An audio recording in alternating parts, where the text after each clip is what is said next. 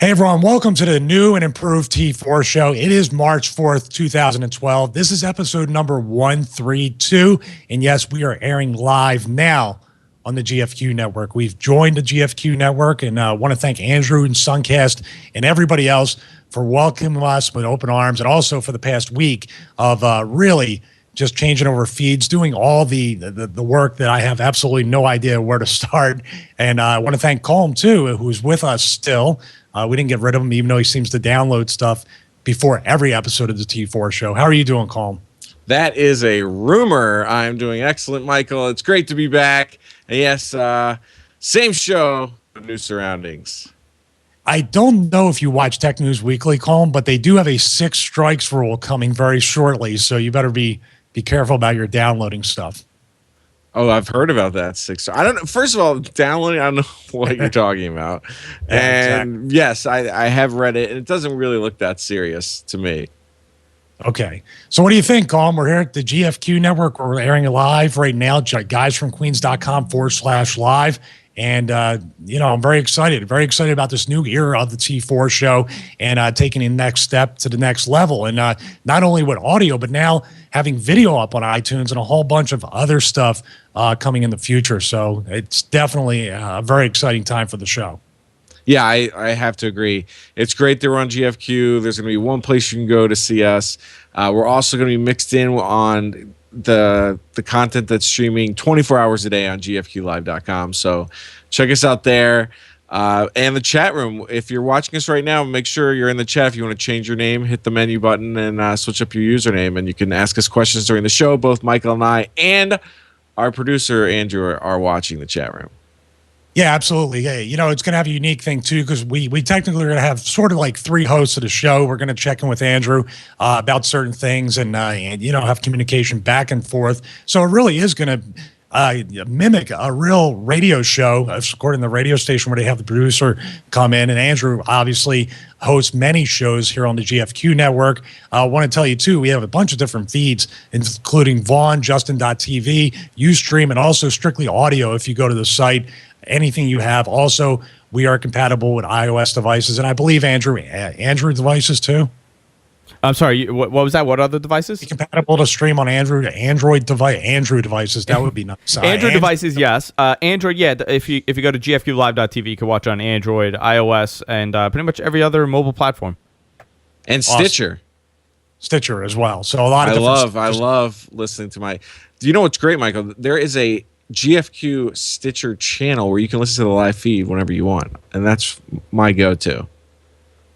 So pretty much we never actually we missed a lot over the past 2 or 3 years with the T4 show, and I'm glad now more than ever that each time I look at all the stuff that GFQ provides that we're going to be a part of that and have that distribution with T4 show.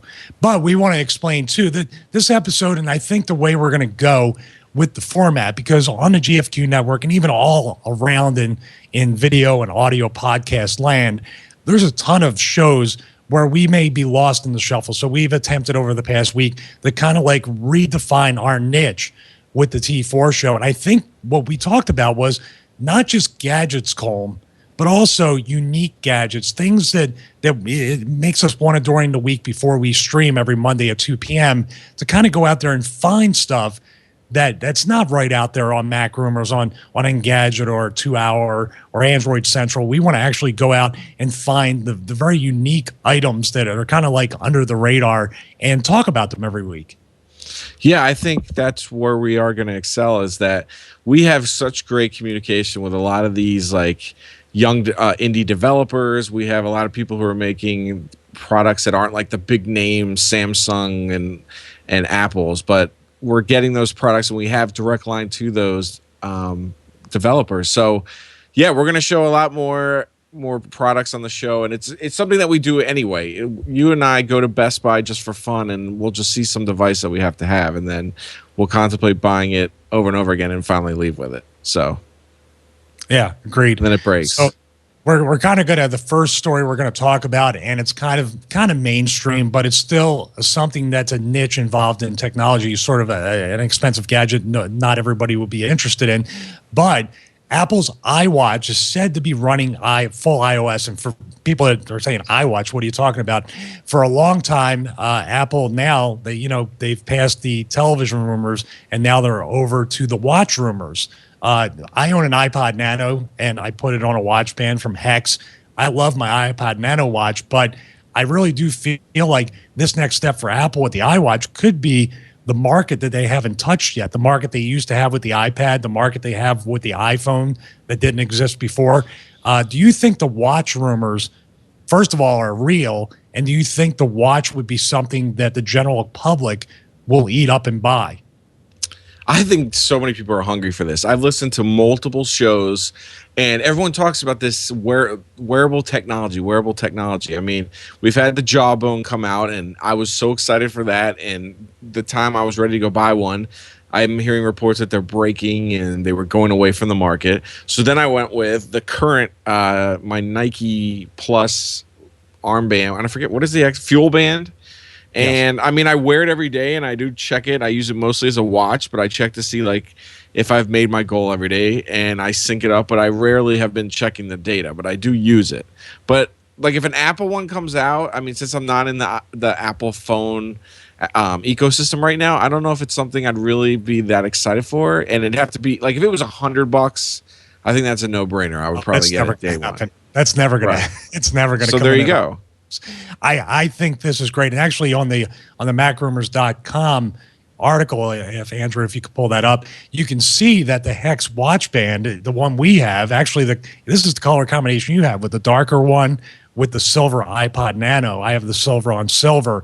I think it's great, but I don't use it for much else than an actual 19 face watch piece. I just switch them up from 1 to 19, whatever I feel like. The Pebble watch is out. I think there's a couple other ones, like the Cuckoo watch, I think is another one. Yes, they right. kind of get some of it right, but they have to go through an app. It's not a natural communication between the watch and the iOS device or even the Android devices. These are, I think, the Pebble and the Cuckoo watch are compatible with Android as well. I think Apple is the only one that's going to be able to have that full functionality, and it's not going to be able to fit all that information on a 3x2 square or whatever the dimensions are of that iPod Nano type watch. It's going to have to be like that Nike Fuel Band to have like what I would assume is maybe even a ticker that comes across or some sort of bendable display that displays as much more stuff than what we're getting right now. Yeah, but I mean, you have the same watch I have, the Nano one, and when it came down to it, like right now when I get a notification, right, it's like a chorus. I call it with my wife, we make a joke about it, that's the chorus of Colm. It's just like you hear bling ding ding ding, like a million things are going off. Do I need another device now that's on my wrist that does it too? I feel like it's getting lazy. Chorus of Colm. That's nice. Yeah, that's the chorus. When you hear like 100 devices, give me a notification. Yeah.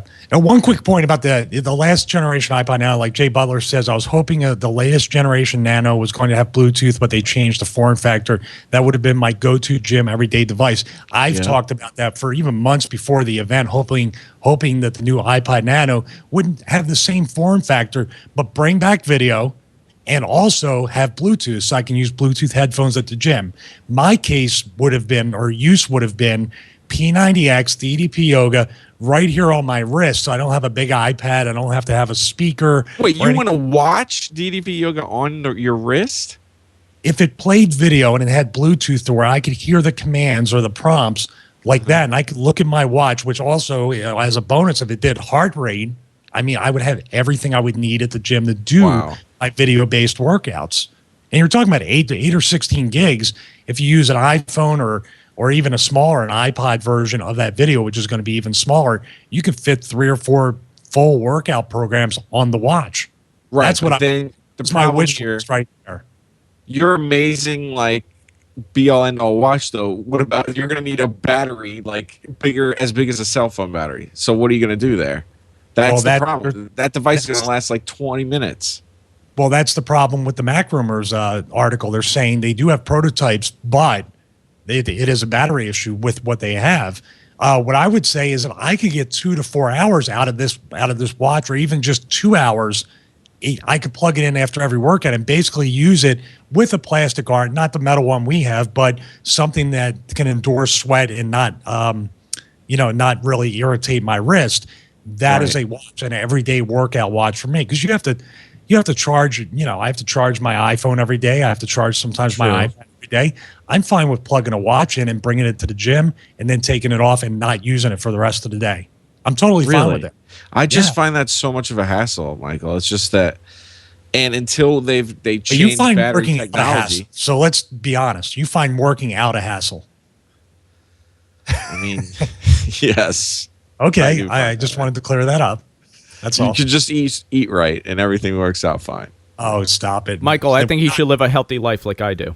Exactly. Andrew, our producer, chimes in, and basically, this is. I'm going to explain something about our show for people that are tuning in for the first time before we go to the next article.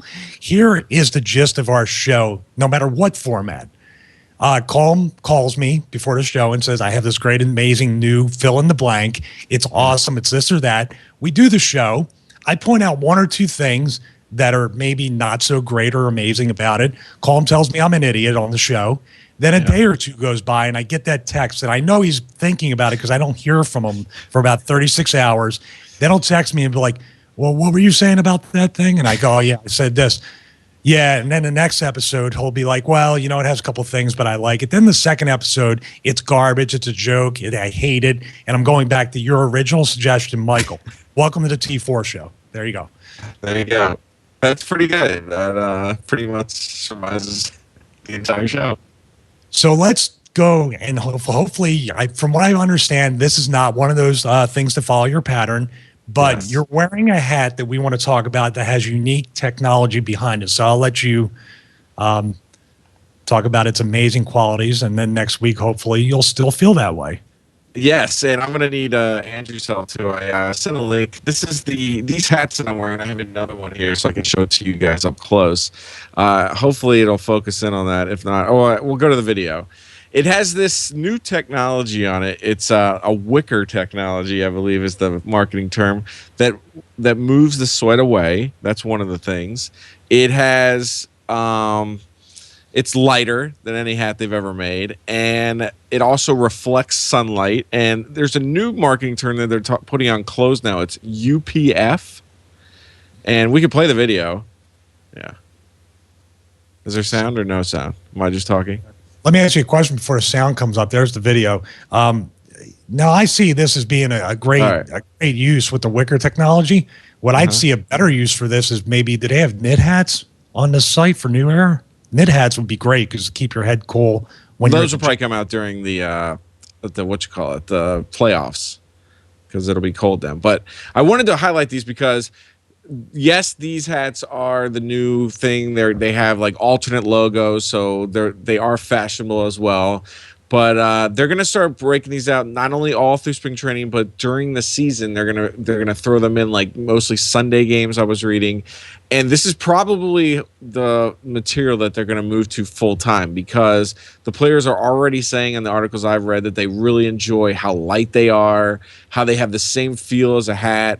But they have more resilience too. Like you could go out and play with this for like a week and still have the same hat and it still looks brand new.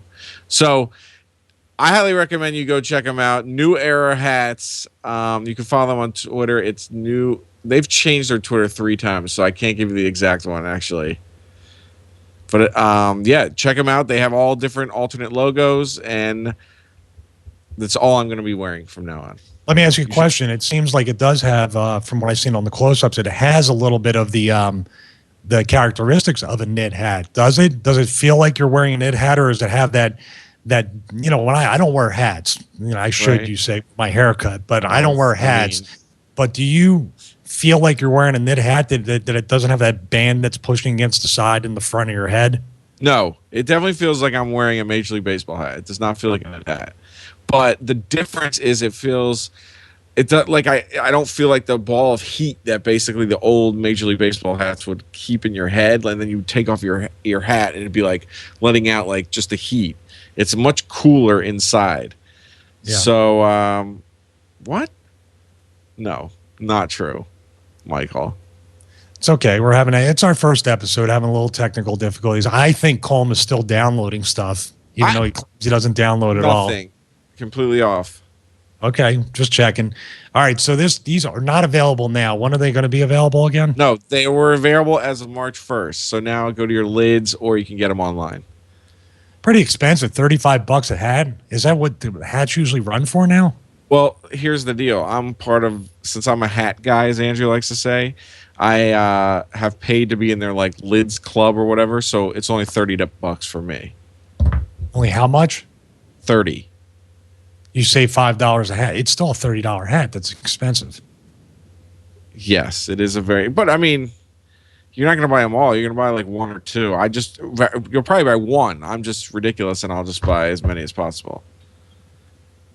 That is ridiculous to buy more than one hat, but that's so. I just wanted to bring this up because the technology that they're actually like implementing, that the whole, I believe it's 100% polyester, and that seems to be like the trend now in sports gear. Is that they used to be all cotton, then they went to half cotton, half polyester. Now all polyester is the way to go.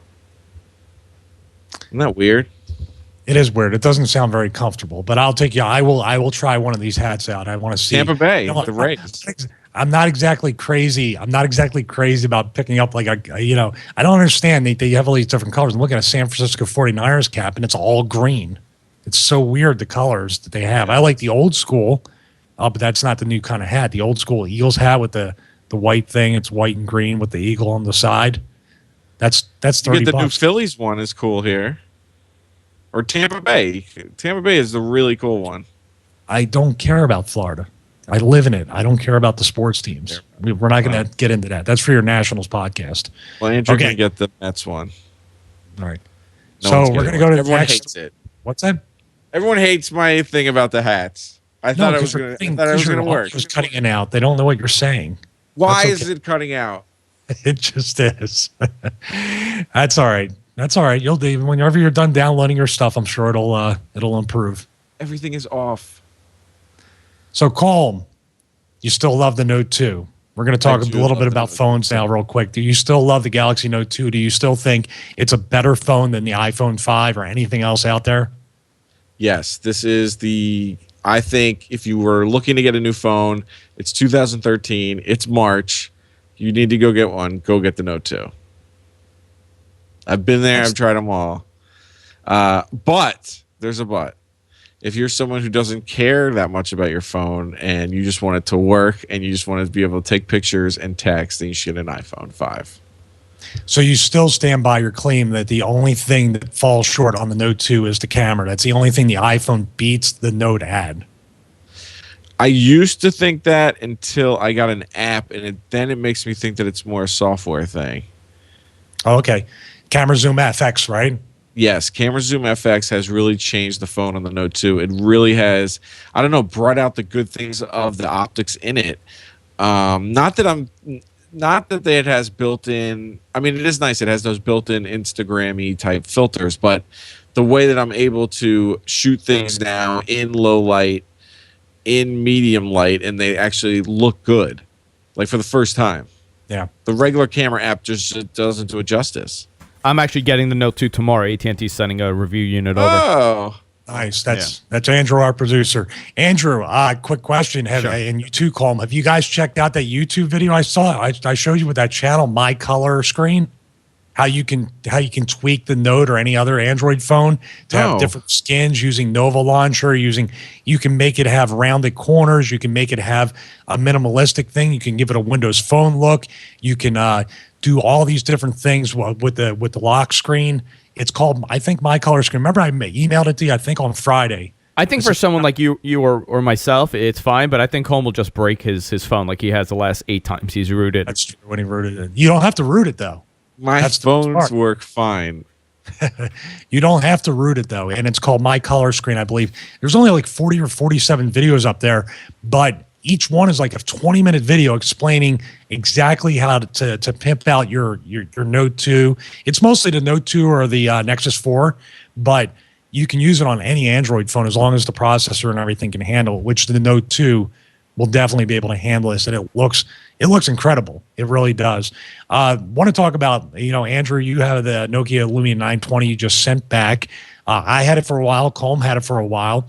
Decided we know the strengths and the weaknesses of it and why we didn't keep it. But I'm going to be getting a Nokia Lumia 820. And it might not seem that attractive, but the Lumia 820 for like the general consumer might be a phone they might want to look at. It's cheaper than the 920. Still has the same great OS, still has the speed of the OS, the beauty of the OS, but you can interchange the back of the phone and make the phone different colors. And it still has NFC in each shell and everything, but you can make it, I'm going to look and see how many colors you have. 1, 2, 3, 4, 5, I think, 7. You can make it 7 different colors: purple, cyan, gray, black, white, yellow, and red. So you kind of get, all the best things that you like to make that phone personally yours or change it around. And from what I heard, the camera may not even have the complications of the pure view lens with all the problems that the 920 have. So you might have actually an easier experience with that 820. I don't think it's an 8 megapixel. I think it's a 5. So, but it's a lower price phone. I'm going to have it for review for a little bit, and we're going to definitely put up a review video for our review show here. I forgot the name of the review show, Andrew. I'm sorry. Picks of the week. Picks of the week. Oh, it's just the picks of the week stuff. Okay. I was going to say another name of the show, but that's your arch enemy. Who? Before You Buy. Oh, Before You Buy, yeah. Your frenemy. How's that? Not your arch enemy. We're fine. Frenemy. Me and Laporte are okay. Cool. All right. So Note 2. Check out my color screen. Colm still has his Note 2. I actually, right after we talked about it too, Andrew, before we go to the next thing, I'm still tempted to make the Note 2 my full-time phone. I have a review device, but I'm tempted to go out, buy one, and put it on Straight Talk. I don't know why I keep holding back from it, but it just seems like the only phone that draws me away from the iPhone 4S or even the iPhone 5. Are you asking me or Andrew? Asking anybody that'll answer me. I've switched to the Note 2 as my main device. It was my work phone, and it came to the point where I was just seeing it sit there, and I wanted it to really just be my everyday phone. So I made the switch with the SIM, and I really haven't looked back for the last, I guess it's been 2 weeks now. And it's nice having this as the everyday phone. The camera now feels improved. I love the S Pen capabilities. I think TouchWiz. I mean, I did put on Clean ROM on this, so it took away all that Samsung bloatware. But other than that, it's basically TouchWiz, and it's a great experience. And the part where I'm able to change out the batteries whenever I want, and also expand the storage whenever I want, is, I think, the killer for it. Yeah, that's what we talked about on Tech News Weekly. I said I was defending your choice, Colm, of the Note 2. I said those two things exactly. The battery life on its own, and then extending that and extending the storage. And I misadded it. It was 80 gigs, but still 80 gigs on a 5.5-inch screen to have all your music, your videos, your photos, all that stuff. It's it's probably the only phone outside of the Windows Phone, but the only complete phone, I should say, outside of iPhone that you can turn it on and log in and start using it, and that's it. And still haven't discovered all the features of it yet and how it works. I've had it for like 2 or 3 months. So, all right, well, that's good. And well, maybe I'll buy one today. Who knows? So we're going to go to the next thing. Yeah, maybe today. Who knows? The next thing, this is sort of I don't know. I keep going back and forth whenever I think about the PS4, Colm. Well, back and forth a little bit. I'm more so happier about the crossplay with the Vita. But after all this news coming out and things leaking out since the announcement, the I think less than stellar way of doing the announcement, what do you think now about the PS4? Are you more excited or less excited or about the same?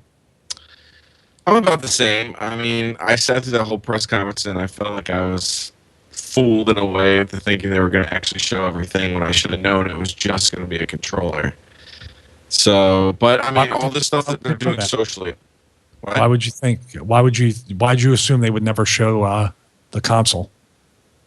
I should have thought about it. Like, why would they show everything when they have all these other events coming out? You know? So That's I true. don't fault them for doing it. But when you actually look at what they're bringing to the table, I mean, hardware-wise, I mean, I could get a new graphics card and put it in my PC right now, and probably would be up to the same specs as it. Them switching to a PC architecture so that the developers have an easier time with it, I think that's excellent. I mean, I definitely, if the price is right and it's like, I hope under $400, then I will definitely reserve one. Ladies and gentlemen, Robot Colm has made his return to the What in the world? You know, I don't think, and to defend him, he's not downloading anything because there's zero packet loss between himself and myself. So I think it's his microphone. Hey, as long as we got to get him a new microphone. Colm, turn it on and turn it off. So what we were going to talk about too, Andrew, and this is the one thing I don't understand about the PS4. I really kind of like faulted the Xbox 360 for doing this, because one of my favorite games on the original Xbox was MVP 2005. I'm still looking for a way to get that game in an original Xbox or an emulator form, but the PS4 will not play any PS3 games, and also, from what it looks like, will not carry any saves over. So if you do have a PS4, say you're carrying over your franchise from MLB 12 The Show, which I know a lot of people play from PS3.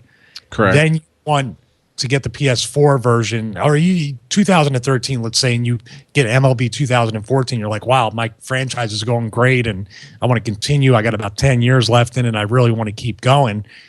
But your game's going to have to stop, and you're going to have to start all over. And it multiply that times how many games have a recurring release every year.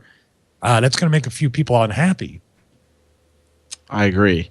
And this year, I think with the baseball games, it's even weirder, because you asked me about the demo situation. Yeah, that's no demo. Yeah, so I found out that MLB The Show knows that they're at the top, not doing a demo.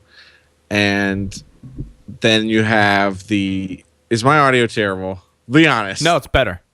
Are you telling the truth? Yes, it couldn't get much worse, so it's good. What do you think it is? I don't know. We can talk about it off the air. Okay. Sorry. So, yes, MLB The Show. No demo. They don't need to. MLB 2K13. It's so bad, I hear. No demo. So there you go. So basically, you're going to buy the show. You're not buying a baseball game. Yeah. And actually, let's go to that. We have it in our show notes, MLB The Show. I'm looking at theshownation.com, and it has a bunch of stuff up here. But like you said, they really don't have to give too much away. They give their standard gameplay videos of this and that. But they know at this point, we're buying it. I haven't even really seen anything. Chris Johnson's in the chat room. He put up a video that was on pastapadre.com about, that showed some play. But I looked at it, but it wasn't anything more that made me wanted to buy. I'm just going to buy it.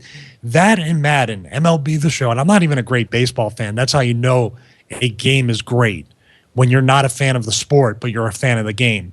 I got two games, Madden and also The Show, are two games that I can buy sight unseen, play it, and know that it's going to be a good experience.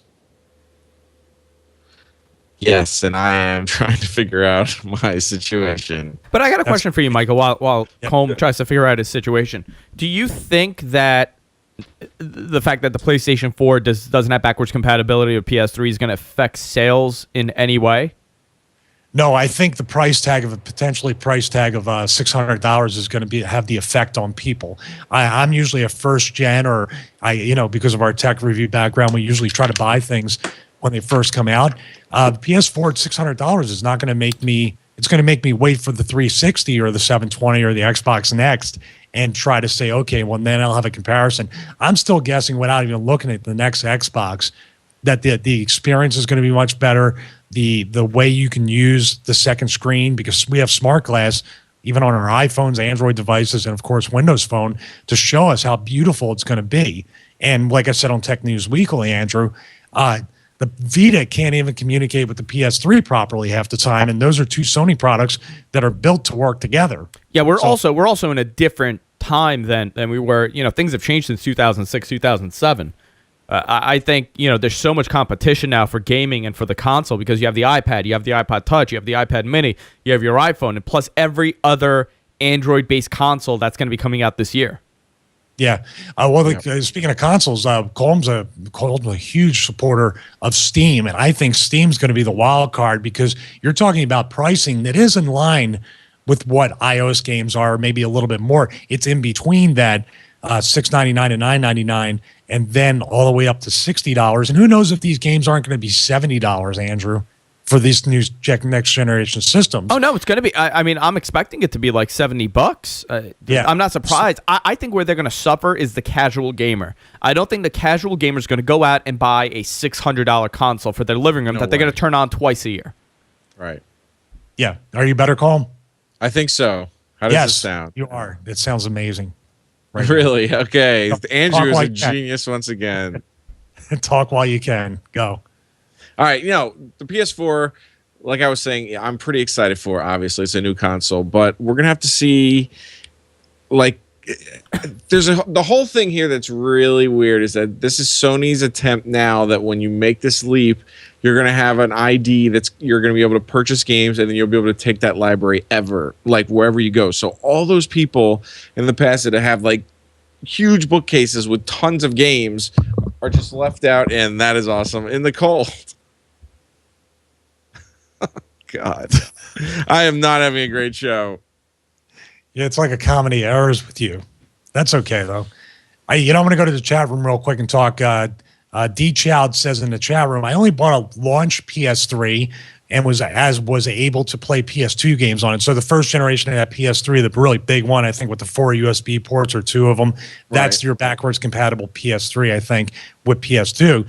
But now he's going to wait because of that backwards compatibility thing. So Andrew and Colm, it is important to some people. Hey, I like my old games and to keep them. We still talk about Dreamcast games. I got a Nintendo 64 over there. We're always going to be retro gamers, according to even if it's just one game we want to hang on and pick up and play once in a while. So that could hurt Sony. I mean, besides the fact you're paying $600 for something like the Wii U we talked about, Colm. The Wii U is going to come down in price. We're just waiting for it. And I think Sony's going to do the same thing after 6 to 7 months with this $600 price tag. Now, the games aren't going to come down. Those, I believe, are going to be $60 to $70. At the minimum 60. I think they're going to go up to 65, 70. Really?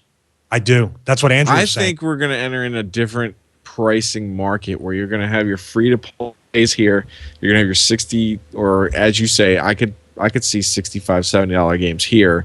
Then you're going to see those titles. I think we're going to have floating prices that are going to be like your $9.99s, your $14.99s, your $20, your $30, based on, I think, length or amount of time they put into it. Because, I mean, sometimes it just gets out of control. You get a game, like there's a $60 game that comes out and you beat it in 5 hours. Well, how about this? How about this, Colm? What if you had, let's say, like Street Fighter, and let's say they're going to sell it for $49. It's $20, $30 cheaper, but in order to beat the game, you have to buy add-ons.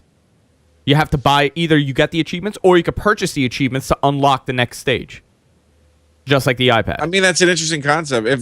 But I still think then at $49.99 would still be too much. I would still think then should be $0, and you get to play like the first couple levels. I think it's going to be something in between. I thought about it too when Andrew was saying it. I think they may offer maybe the same price, not give you as much, and have you do DLC more. Right.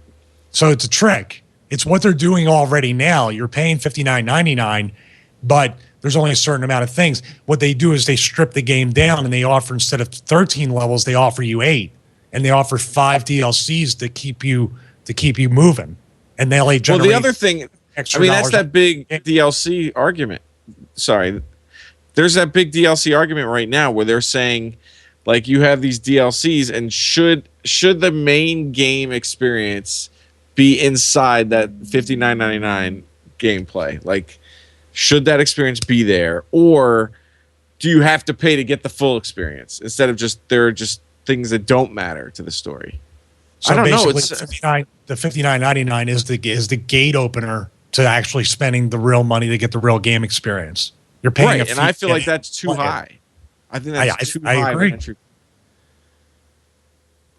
Well, I don't know. It's just, we'll have to see. I mean, like you, I still think Steam right now is like that whole one console future where all of the different developers and producers are basically throwing all their content there. But then you're going to get those exclusive games that only Nintendo does, only Sony does, only Microsoft does. So that's where they get you. Yeah. Talking to somebody, I was looking at the chat room here. They asked us, GFQ viewer, if you could change it. GFQ viewer 4846 was asking, do you guys think the downloaded games are really going to affect the used game world? Ooh. That's another thing to talk about, because I resist the fact, outside of PS Plus, because it's a $50 subscription-based thing where I get my free digital games every month, like you do, Colm. And I don't know if Andrew has a Vita with that, but it's an excellent buy. I resist downloading any new title, because at least I know, even if I get $5 for my Madden for Vita or my Uncharted or whatever, I know that I'm getting something. But with a downloaded game, you're getting zero trade-in value for that. I mean, sure, you're not. If you lose the disc or it breaks, you're done. But I still have that way of, even Madden 13, I can turn that in July and get $10 or maybe an extra 5 or 10 on the trade-in offer towards the new Madden. But with a digital, I have nothing to show for it. Yeah, no, I agree with you. I think there needs to be something, and I think Steam will be the first to start it, because I have this massive library. I think there's like 130 games on it now. And of the 130, I probably play 50% of them, maybe 40 or 30%. So it would be great that if I have a copy of Half-Life 2 that I've already played and beat, I'm never going to play again, and I can send it to you or charge you whatever I think it's worth. Like, let's say, like, the market would dictate itself by having like an auction house for these type of, like, it's basically selling licenses. And I don't know when the licenses were officially like made, how many times you can resell them and stuff like that. But eventually it's got to come to that, right? I mean, this is our property, and we're only being told that we can only use it here and you cannot resell it. I mean, it's kind of strange. Yeah, or they can go subscription based, but I mean, we'll be able to see what happens. One video game, though, you were talking about all these video games you're playing. I saw in the notes, though, you told me the other day about Tomb Raider, which is one of the oldest legacy games there are out there since the PS1. I mean, what's different about this one, and what makes you revisit this to play it? Okay, so I was a huge fan of Tomb Raider 1 and 2. They came out at the right time of my life. I was in college, PlayStation 1. So, I mean, they have a place right here in the heart. So now, Tomb Raider, and Andrew will bring it up after he enters in his age and date and all that stuff. But they've come back. The company is Crystal Dynamics. They created the game. Square Enix is publishing it. They've given us like a younger Lara Croft, and of course, she looks like an incredible, perfect woman, of course. And they have the storyline really grabs you. The UI in the game, and that's one thing you and I always talk about, really is outside the box, a sort of a new type of style of UI where you're involved in the action that you see in the screen, but those markers are on the screen, not like in your face, but sort of like there subtly, so you're able to enjoy the story, and it doesn't feel like you're more in a game. So I have played a little bit. This comes out Tuesday. I played the first, I would say, 2 hours of the game, and unbelievable. I'm fully in. It's the best way to say, though, is, and there's going to be a lot of comparisons, is that if you're a fan of the Uncharted series on PlayStation, you're going to absolutely love this game. So check it out this Tuesday, Tomb Raider from Square Enix. Nice. Cool. Well, we're gonna end this episode of the show talking about something that's might spend a little bit of time with it, actually, for the remainder of the show. I have an iPad Mini, Colm. You don't have an iPad Mini, but I think a lot of more people are buying the iPad Mini according to the sales figures from Apple, and they're using it in unique ways. I mean, I use it at the gym. I use it with DDP Yoga. Use it with P90X, Athlete X, all this stuff. It's sort of like my fitness go-to hub. But there's a lot of people that use it in the car. And we have talked before about, hey, putting our Xbox 360 or PS3 in the car with a screen and be able to play video games on the road and do stuff like that. Well, this I don't know how I came across it. Oh, Chris Johnson sent it to me. I'm sorry, the guy in the chat room who had the MLB The Show 13 video too. He seems to have a lot of information this week for us. Yeah. But But there's a way to mount the iPad mini into your car truck dashboard and incorporate the auxiliary jack and all that stuff, so you get your sound, all that stuff, and really make it a part of your dash like it was built factory installed. And that would be amazing. It looks great. The video is up on YouTube, and we'll go to the main site, actually, soundwavesoftampa.com. Now, the reason why I'm interested in this personally is I live about an hour or so from the shop, so they're local to me. And just looking at it. So you can change it. So when the Retina version comes out, you can swap it right in? Yeah, and guess what that is? That's a Honda Accord, which I have right now. So it's like, to me, it was like, wow, it's meant to be. I think that's a Honda Accord. It looks like it is, right, Andrew? It's a Toyota. Oh, it's a Toyota. Oh, yes, it is. But my Honda Accord has the same exact layout with the hazard light, the vents up there, and the circular controls on the AC and the heat. So it probably would fit mine as well, because my radio, those factory radios take up quite a bit of space, about the space of an iPad mini. And this video is just like, it's amazing how you play all your podcasts, your videos, your shows. Obviously, don't look at the movie. But imagine blasting The Dark Knight or Dark Knight Rises and doing the chase scene as you're driving, which I don't know if that would be safe for you to use, though, Michael. Don't watch it. I'm talking about the actual music of it, but just the application. Now, here's what makes it really cool, and I mean, it's the description on the YouTube video tells it, but I'll just try to remember off of memory. All right, basically, you bring it in, and for the price of $800, you get the entire thing. They don't supply the iPad Mini, so you have to supply that, but you get a full install. It takes about 2 days. So in that $800, they also give you a rental car, Colm, so I can drive back home.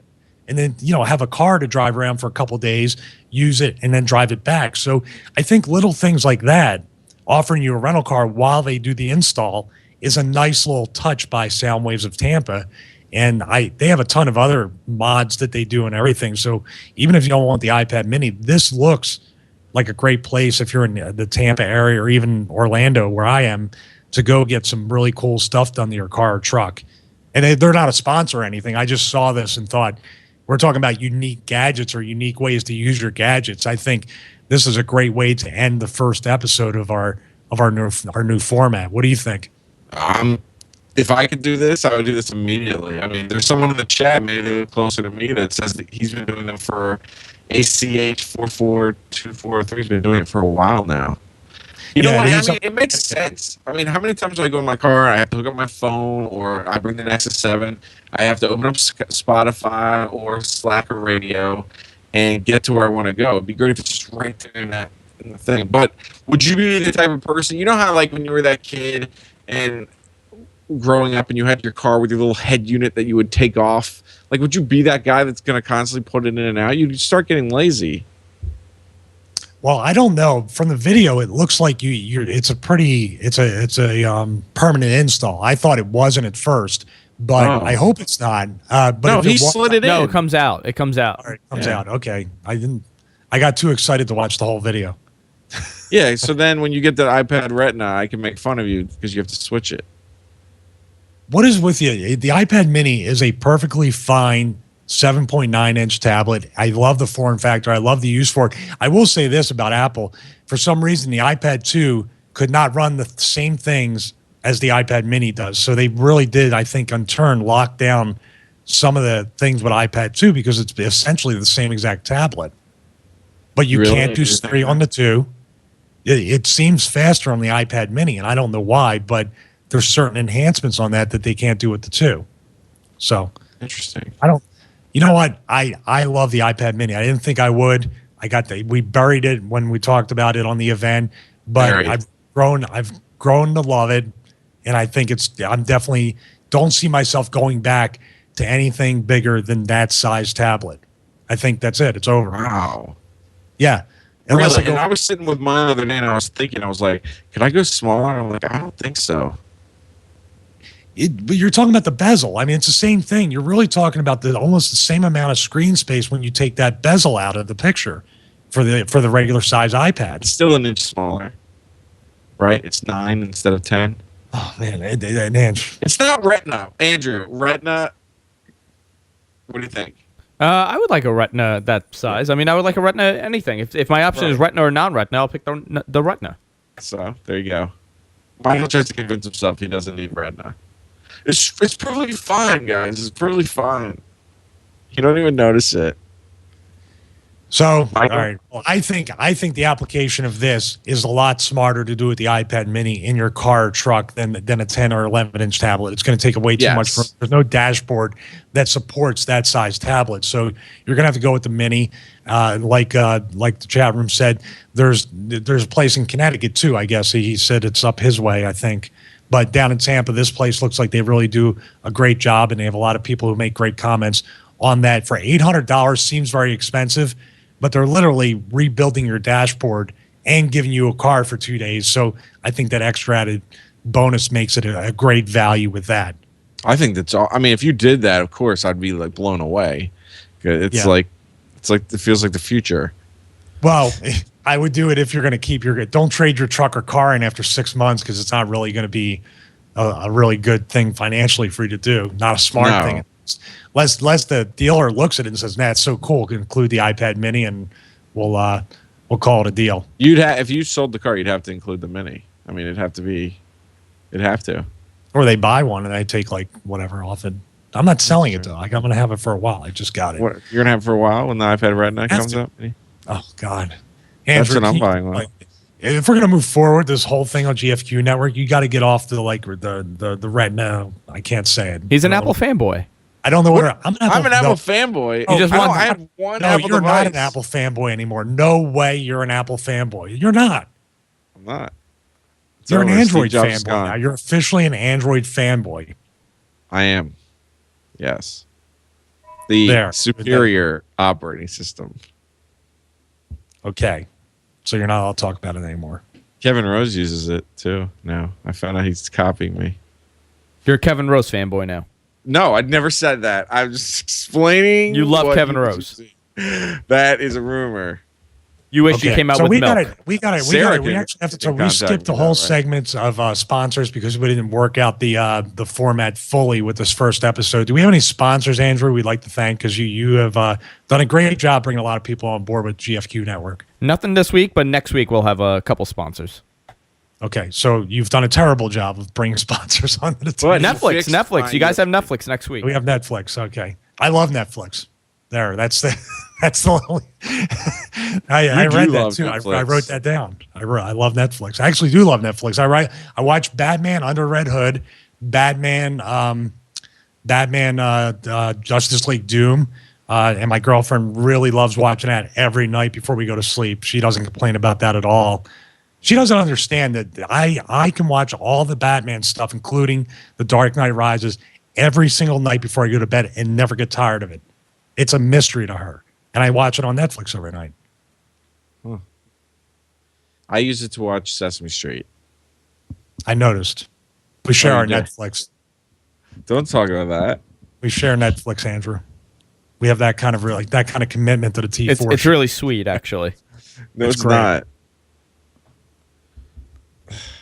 If you promise to stop bringing up the Retina, I'll promise to stop bringing up all the Netflix stuff we share.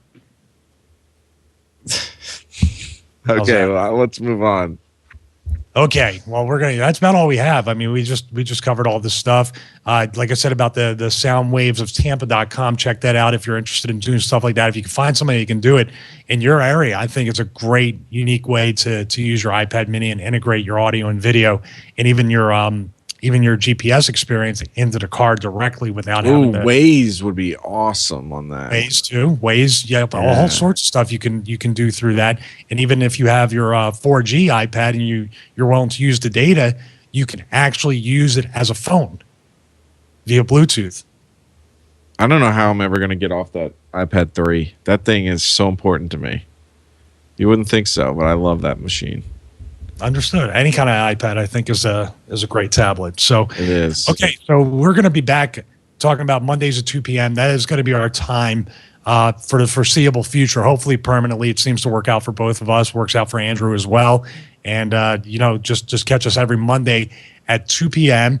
Also, we have audio and video in the iTunes store now, and you can just subscribe by going through theguysfromqueens.com. You can go through the site, right, Andrew, and subscribe to everything? Yeah, if they have iTunes, the easiest way to do it is if they go to itunes.com/GFQ. Okay. Perfect. It'll load it up for them. Great. And also make sure when you're at the site, you're here at gfq.com/live or guysfromqueens.com/live. Look at the right-hand corner. Support all the sponsors like Carbonite. Go to Amazon.com and support the site because it brings great content and production improvements every single week. So anything else, Colm, besides following us? No, I think Andrew might have killed Robot Colm, so hopefully we'll never see him return. It'd be nice to actually get my thoughts heard instead of you going, okay, whatever, Colm, thanks.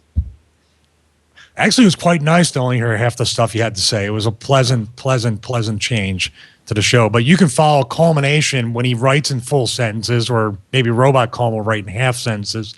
At Culmination, you can follow me at Michael Manna. Follow Andrew. You have like 3 Twitters, so give it to us. At Andrew Zarian and at GFQ Network for the network. For now. And a dog wants to be followed too. And a dog is like losing his mind. Kill it. Not do that. So I want to thank everybody and be patient. Make sure you subscribe to the new feed, like we just said, in iTunes. Go to itunes.com/GFQ, right, Andrew? I got it. Yeah. Okay, great. Okay, so for now, I'll see everybody next Monday at 2 p.m. But for now, thank you and best of luck in all your future iPad non-Retina Mini endeavors.